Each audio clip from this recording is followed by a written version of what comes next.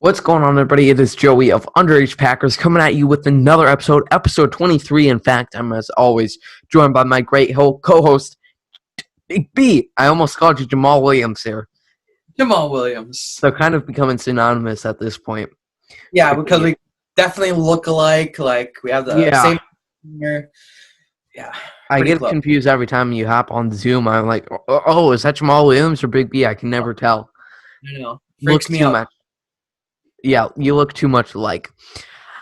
Yeah. So we're going to start off, obviously, giving you the injury report and some news on a specific free agent out there, Damian Snacks Harrison. Now, we had a whole topic about this last week. I had a mini rant on it. Like, please shut up asking for Snacks, because we literally offered him a pretty generous deal, apparently. So, you know, it's time to stop crying and acting like this is Brian Gutekunst's fault that he never does anything. But strong development today. He was reportedly really having trouble considering if he was going to play in 2020. He got a few offers, but now he's looking to come back. He's listening to offers again. The Seahawks offered him one today. I still don't see him. I still see him preferring not to play in a cold climate and doing anything he can because he has arthritis in his feet. So how do you know that? How do I know that? Because I'm pretty sure Nagler told me. To Kenny Clark, of course, he is back to practicing. At least this Thursday, he was back on the practice field for the first time since week 1. Interesting, great stuff right there. We're really hoping he can play. However, at the end of the day, like we talked about last week, if he needs to sit for a week, recover so he's able to be 100% come November, December, I'm all for it. Obviously, though, this is a little bit of a bigger game than Detroit. Also, center Corey Linsley is back to practicing. He had a hand injury that he went out with this past week, but back to practicing. Hopefully, should be back this week. One player that is not looking good is wide receiver Devontae Adams. He went out for a precautionary reason, and is it his ankle? Hammy. All right, you got it. So, yeah, Devontae Adams, we're hoping he can get back. But if he doesn't get back, we're going to be pretty even with our opponent this week on Sunday Night Football, the New Orleans Saints, who are without Mike Thomas. Or he has at least not practiced in 2 weeks. He didn't practice today. Not looking good for Big Mike. So, obviously, Packers versus Saints this Sunday night, our first night game of 4 on the year. Pretty exciting stuff, obviously. A long day of waiting. I feel Sunday nights are kind of worse. I would much rather prefer Monday night because you're not waiting the whole day and watching these epic games. But obviously, you got to do what you got to do. We're going to be staying up till 11 o'clock to watch the Packers. Either way it goes. Some big stuff. Obviously, the Saints were pretty much dismantled by Oakland this past Monday night. They lost to the Raiders. Pretty surprising. I think the final score was maybe 31-24. The Saints got a garbage time touchdown in there. Yeah, I don't know. I'm not a Saints fan, so I can't tell you. Yeah, well, I was watching the game. I'm surprised you weren't. I was watching it too, but I just don't pay attention. Oh, okay. You just got it on the background, and you're like, all right, yeah. I got him fantasy. Yeah, pretty much. So we're going to be talking about how the Raiders beat New Orleans, how we can beat the Saints, and why we might lose. Are we confident? All that good stuff. So I guess I'll start us off. I'm feeling really confident. I think this is the first time we're playing a really premier team in a few years where I feel pretty confident. Yeah, now, obviously the injury of Michael Thomas helps us. Having Drew Brees being old helps us, and I feel really confident in this team. I think it's most confident I've felt. Well, I can't really say too much at this point through 2 weeks, but I'm feeling pretty confident at this point, and I'm excited a few weeks to now to see how we feel. Right now, I'm feeling really confident going into this game. Not really confident, but I think we have a pretty good chance. How confident are you feeling, Big B? Packers are winning 100-0. I am that confident. I've been so hyped for this game since Monday. Since Monday. Since Monday, because Lions are first, then the Saints. Yeah, got to take it 1 week at a time. Go 1-0. But Yeah. yeah, really excited. Really, just can't wait for this game. Yeah, Gonna- really hyped for this Sunday night. Make sure you're heading over to our YouTube channel for all that content we're putting out at game day. I think Oh yeah, these past 2 Sundays we've had a total of 5 or 6 videos come out each day. So make sure you're heading over there, checking out all that content, including Final Hype, Big B's Big Three, and my three reasons why we will win. But back to this game specifically, we're going to be breaking down the Saints passing offense, running offense, pass defense, run defense. Same for the Packers. Let's take a look first at both the teams' passing offense. Obviously, the big headline is the 2 Hall of Fame quarterbacks, Drew Brees and Aaron Rodgers. Drew Brees is 3 or 4 years older than Rodgers at this point. Yep. And, a lot of people have been quick, especially after last week and that horrific interception, to dismiss Drew. But I just got to say, I think Drew has really made some what in God's name throws. Are these like some questionable throws all his career? When me and Big B were at that game in 2017, he had a oh really yeah, awful throw to Jamal Williams, I think it was, right in the end zone. Devon House Devon down. House, yeah. I knew it was Did, one of the did the reunite. elbow? Did the elbow on the football in the end zone? Yep, and was right in my end zone where I saw this great man. Oh, wrong way. This great Oh. man, Brett Hundley, Lambeau leap. We need to have a full episode on that game. Just so many. But Did you say we have an episode? what? Did you say we have an episode? No, we need to make an episode just Oh, yeah, counting that whole game. Maybe we'll talk a little bit about that at the end. Maybe. But yeah, Drew Brees. My point is that Drew Brees has really made some questionable throws all his career. That one against the Raiders was very, pretty yikes. There was very, very questionable. But don't be so quick to dismiss Drew Brees. He's definitely had a downfall, but he can still throw it. Oh yeah. Next, obviously, Aaron Rodgers, Packers quarterback. If you didn't know, I'm not sure if you were. I just wanted to tell you. Yeah. New guy in town, so maybe everybody's not used to it. Give him a little bit of time. Aaron Rodgers is the Packers quarterback. He's been playing some fantastic football, FYI, these past 2 weeks. MVP. I really want it to happen, and like this is the only. I need it to happen. Yes. I need it. But and we're not gonna play a part. We're not gonna toy with that whole little Jordan Love is pressuring Aaron Rodgers narrative. All right, we're just going with Aaron Rodgers is a fantastic football player. He doesn't need no chip on his shoulder. He's Aaron Rodgers. All right, Charles. Right. Aaron Charles Rodgers. So I think he should have a good game. Both of them really should. I don't think there's too much on either defense that is too scary for both of them. Obviously, their 2 number 1 targets are out. I think that's the main thing they got to worry about. Let's move on. Oh, one more thing about these passing offenses. There's drops all around. Emmanuel Sanders had quite a few drops last week. They're going to have the Saints, obviously, are moving some guys up their depth chart who are dropping balls. Packers are doing the same thing with Robert Tonyan, and now you're going to have a move down in the depth chart without Adams. It might be a pretty sloppy game.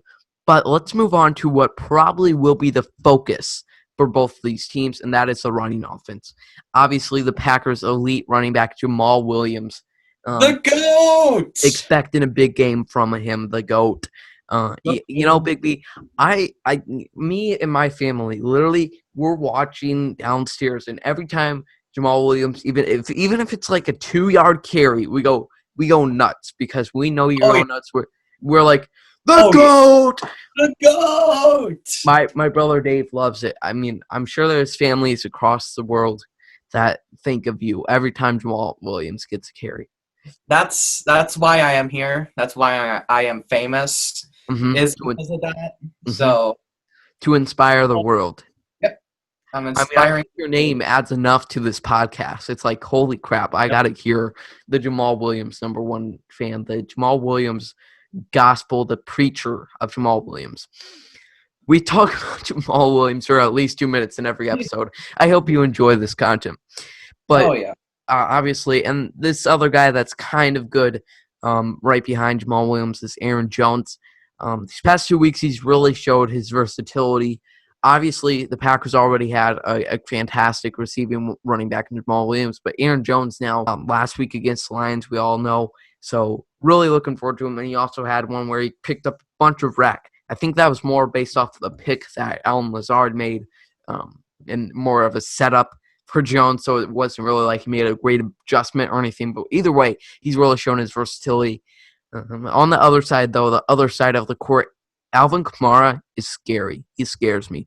And he should definitely scare the Green Bay Packers, who have struggled to stop mediocre running backs and now do not have Kenny Clark. All right, so that's Stop scaring me. I'm scared. Well, I just gotta I'm scared. push it on to someone. I mean, I can't just hold all this fear inside of me. Very scary. Yeah. So let's talk about the defenses for these two teams. Another Saints player that is scary wary is Cameron Jordan, the Saints star left end, who had a similar start to Rashawn Gary. First year, he's not getting too much involvement. Obviously, I don't think Jordan had the two best players at his position playing. Yeah. Rashawn Gary, a little bit different. And then after his first year, he really came into his own. You saw that in 2012, I think it was his rookie year, the Packers opened the season against Saints. Or maybe 2011, it was our first game where we opened up against them. So he wasn't too loud there, but he's definitely made some noise over his career. So he's definitely going to affect Aaron Rodgers. He's going to be going up against David Bakhtiari, which we'll talk about a little bit later here. Other side for the Packers, though, for pass rush, they got Zadarius Smith, Rashawn Gary, Preston Smith. You got to love it. I think Drew Brees should really be pretty scared of them. Big B, what do you think should be – do you think Aaron Rodgers should be more scared of Cameron Jordan or Drew Brees of the incredible trio of the Smith, Bros, and Gary? Ooh. So, who should be more scared, Rodgers or Brees? Mm-hmm. Pretty much. Okay. I mean, it's just Cameron Jordan pretty much on that defense. Yeah. I think, right? Yep. I don't know anybody else. They do have Marcus Davenport, who they traded up with us to get. Then we ended up getting Jair Alexander, so that's great stuff. All right, I'm gonna say Drew Brees because you got like 5 All-Pro players. So multiple, and I was gonna say we have someone other than the outside linebackers, but we really don't. We really don't. Without Kenny Clark, you should be scared of Tyler Lancaster, Drew Brees. All right, watch out. No. Probably just ruined our chance of ever having Tyler Lancaster on the show, unfortunately. But yeah, I love Tyler Lancaster. I love him. He's awesome. Kind of look like him. If that's probably an insult, but man, we are really just ruining our relations with Tyler. But that's all right.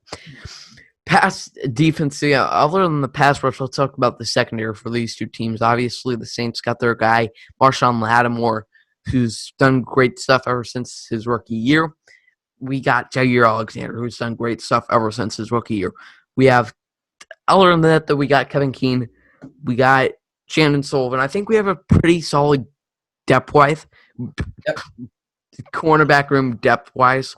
We'll see how they do against Emmanuel Sanders. Got Josh Jackson. Got Josh Jackson.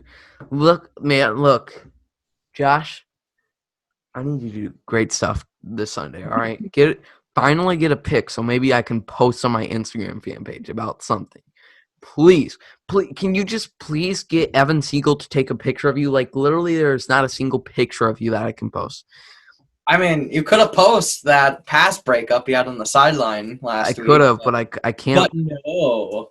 Yeah, I wasn't thinking of getting a picture of my TV. And that's why my fan page is better than your fan page. Oh. All right. Other than that, the Saints secondary not looking strong. They should have a pretty easy day without Adam Steele. With same for the Packers secondary, and it's kind of the same thing as last week. We weren't worrying about Kenny Galladay, and not only do they not have to worry about him now, Kevin Keene is dealing with Jair Alexander is dealing with Emmanuel Sanders, and Kevin Keene is maybe with Traquan Smith. should be another pretty good day for the pass defense. Or they didn't really do too good last week, but either way, Michael Thomas being out definitely does help them. Run defense, the thing that we are most scared of, and what the Saints should be really excited about is the Packers' run defense. That is absolutely horrific without Kenny Clark. We hope Clark can come back in, obviously, but we'll see what happens. Better. Yeah. Other than that, like we said, the Saints' run defense not too strong. The Drew Brees' defense has always kind of sucked. Kind of same story with Rodgers, but his defense has been kind of like 5 times worse, which I can't believe that's even possible, especially after the 2016 NFC Championship game. Like, man, must suck. Drew Brees had so many like 7-9 seasons, 9-7, 6-10, but nobody ever talks about they wasted Drew Brees' prime or they didn't give him any talent, just because because Drew Brees is better than Aaron Rodgers. Yeah, and God, you're gonna get me started again. The two-sided narrative of that Aaron Rodgers is old and washed or was never good anyways, and then. But also, they never gave him any wide receivers. They never gave him any talent. Pick a side. Okay? And I mean, it's a lot of trash Bears and Vikings fans that say that. But it's also, like, I've seen so many of, like, Aaron Rodgers hate specifically, and then they go and trash Ryan Gutekunst and Ted Thompson, who I'm very good friends with. Hurts my feelings. Don't do it. Okay, Corey Banky. Thank you. That'll wrap it up for not this episode, but pretty much the position by position and group by group breakdown of the Packers and Saints. Let's end it off, Big B, with 3 key matchups, one-on-one matchups, defense versus defense, group versus group. What are your 3 key matchups for this game? Ooh, okay. I pretty much stole all the good ones, all the obvious ones, because why not? So, first one is David Bakhtiari versus Cameron Jordan. Mm-hmm. All-Pro versus All-Pro. Some amazing stuff. My next one is both Hall of Fame quarterbacks, Mr. Drew Brees and Mr. Aaron Charles Rodgers. And the third one is Jamal Williams, because Jamal Williams and Jamal Williams. So, Jamal Williams. It's Jamal Williams versus the Saints. That's the matchup we should really be focused on at this point. Yep. My 3 have to be Marshawn Lattimore versus Allen Lazard, especially if Adams is not back in. Rashawn Gary versus Ryan Ramczyk. We'll see where Zadarius and Preston line up. I really am not too familiar with the Saints offensive line. I know they have Andreas Pete, who I think actually got injured. They have their rookie Cesar Razuz, who I really like. But we'll see how those 3 guys line up. I'm really hoping we can get all 3 of them on the field at the same time. And finally, the D-line versus Alvin Kamara. We got to stop Kamara or else they'll run it down our throats. And literally, we know how frustrating it is when you're like, it's so frustrating when the run defense literally will not stop. It's like, they're going to run. They're going to run, okay? Do you know that, I do feel like, though, this week, Packer Man is going to have a visit. Yeah. I'm feeling it. Yeah. Probably going to break at least 2 or 3 off for 50, 40, 60 yards, That's literally the only part I'm worried about. Other than that, I feel really confident. All right, we did this week 1, so I want to end this off. Big B, what is your favorite Saints-Packers memory? I know where you're going with this, but it is the Aaron Jones break-off run. I don't know how you call it, but the long touchdown run from Aaron Jones. Yeah, I feel like it somehow gets thrown into every week. Like we mentioned that last episode, and we're back at it again. Mine is not quite that. So let me take you back to 2011. And we mentioned this game a little bit, and it's not really what has to do with the game. It's what happens before. So I specifically remember I was either in maybe 1st or 2nd grade at this point, and so my lunch lady my Miss Kim. She's a huge Saints fan. She walks Yes. around and she opens up the packages of everybody cheese stick every day, working for minimum wage. She's Oh, a huge Saints fan. Um, we're looking forward to this week 1 game, and we. I can't remember. I don't think we made a bet or anything special. That'd be hilarious. Second grade me was like, all right, $200 on this. yeah. Brought me in some cash with my minimum wage working lunch lady. Oh, But she was a huge Saints fan, and obviously I was pretty glad that we won. I pretty much rubbed it in her face the whole Monday after. oh yeah. I can't believe my parents let me stay up to watch that long game. But it was a great time, and I think that's where we're going to end it off. The Lord can only hope we have another exciting finish like that. Well, I guess really let's not hope, because in our hearts we'll probably be given a little bit of a jolt there. But make sure you join us, like I said, on the YouTube channel, Final Hype, all that great stuff that we're putting out there, and it should be a fun time. Thanks for watching episode 23 of the Underage Packers podcast. I'm Joey.